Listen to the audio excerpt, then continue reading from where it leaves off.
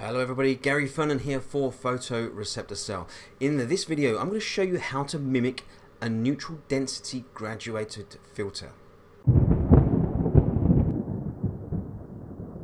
Okay, so here we are in Photoshop. What we're going to do is we're going to try and mimic the effects that a graduated ND filter would have. So we begin by creating a curves adjustment layer.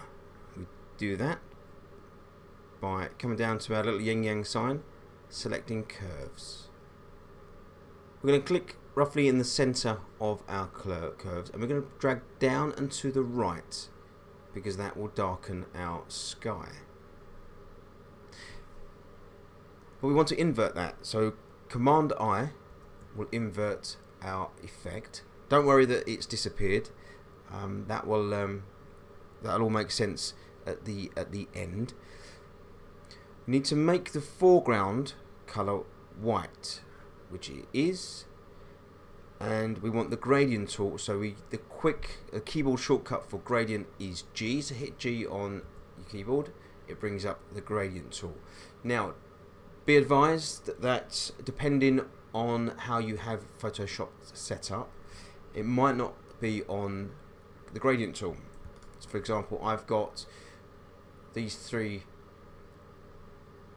tools under the same, or under sort of Command G, so the material drop tool, gradient tool and bucket tool.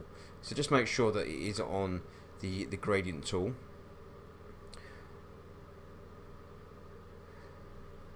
With respect to the gradients, we are going to go with the top left hand corner one, foreground to background, and somewhere in the middle, if we just draw a line down, hold down your shift key to make that nice and straight, just bring it down to the horizon, and there we go.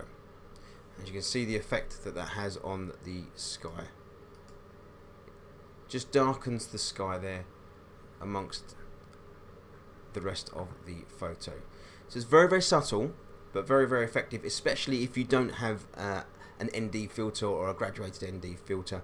This is just a very quick little cheat that you can use to overcome that problem. So guys, I hope you found that useful.